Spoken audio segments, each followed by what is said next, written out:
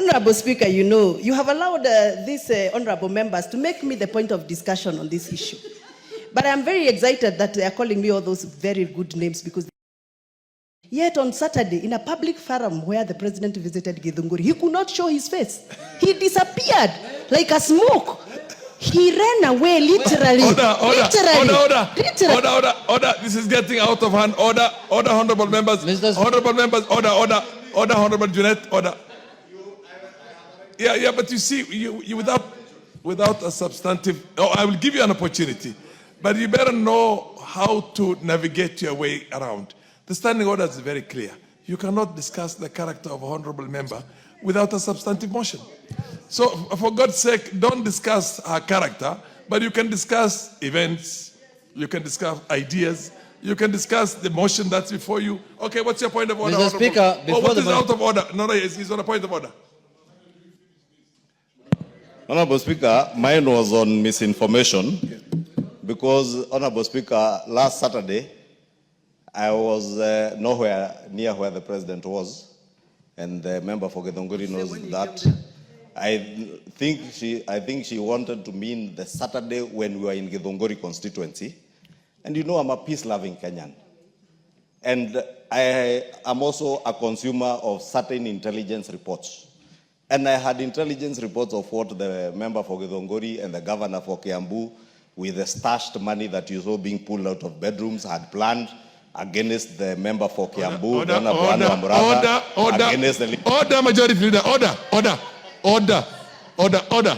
You are both out of order. Yeah. She discussed you without a substantive motion. You are discussing her without a substantive motion, and I would not have that anymore. Mr. Speaker, order. The House has got to be. Mr. Speaker, in conclusion, Honorable Junet, conclude, please. Mr. Speaker, in the spirit of diplomacy, yes, and international relations and national relations, Mr. Speaker, the undisputed kingpin of Kiambu County is Honorable Majority Leader Kimani Ichungwah. Mr. Speaker, that I must put on record. Order. Order, Honorable Deputy, Honorable Minority Leader.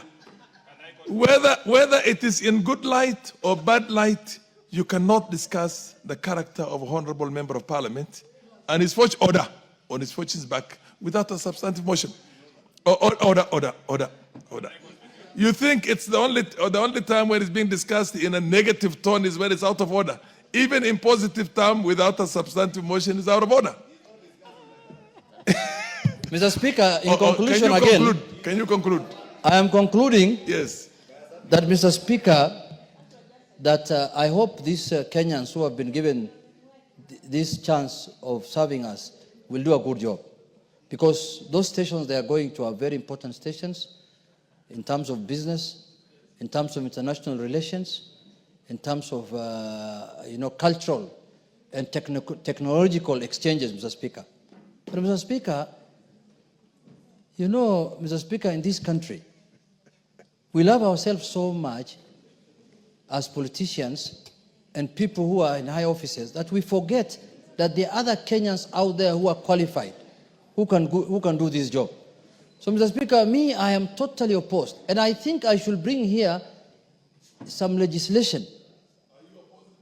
I'm opposing completely this motion. Completely. And I am asking the executive, please don't send like this one again. This will be the last one. Even the other one, when people were removed from offices and they were posted to diplomatic position, I opposed it. It is on record here, Mr. Speaker. This is not the first one I'm opposing. Why should you be discharged as a minister or as a PS, then you end up becoming now an errand boy for another PS in the MFA, the Ministry of Foreign Affairs? It's a demotion, Mr. Speaker. So, Mr. Speaker, we should not allow this to happen. There are other senior positions these Kenyans can serve at the level where they were serving at.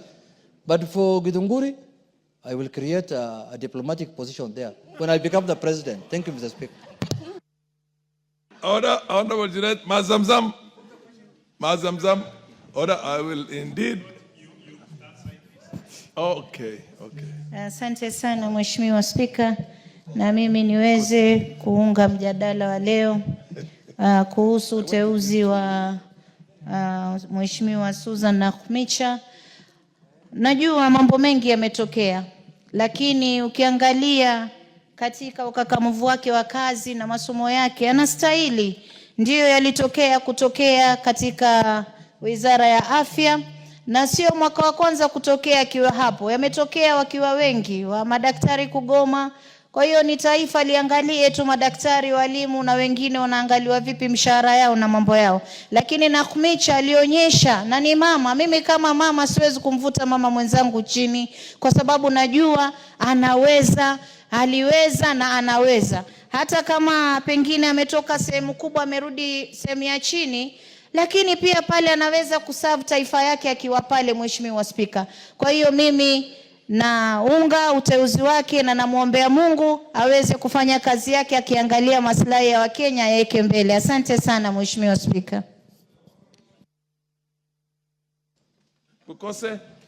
Thank you, Honorable Speaker. Honorable Speaker, I stand to support the nomination for the 3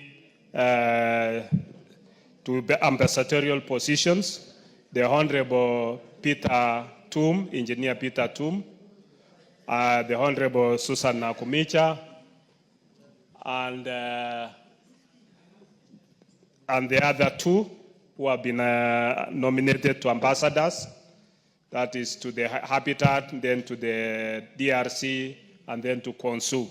Honorable Speaker, I want to disagree with the minority leader in that stating that these are people who did not perform in their various areas, and stating that it should only be people who have grown in their careers. You know, ambassadors are people with different expertise. They are they're just not only within the diplomatic circles. You have people who are expertise in trade. You have people who are expertise in health. It exposes everybody to an equal opportunity. And I think this is where we come in. Having served in the various capacities as a cabinet secretary for health, Susan Nakhumicha demonstrated that she's capable and she's of wide experience, and she was able to, as a former chair of the health committee, were able to work well, and she had capacity to be able to deliver. And I think going in now as an ambassador to the UN Habitat. Are you on a point of order, Honorable Koyo? Oh, Honorable, would you wish to be informed by the Honorable Koyo? Yes, the member for Ahero can inform me. Mohoroni, sorry. The Honorable Koyo, yes. Thank you very much. With due respect,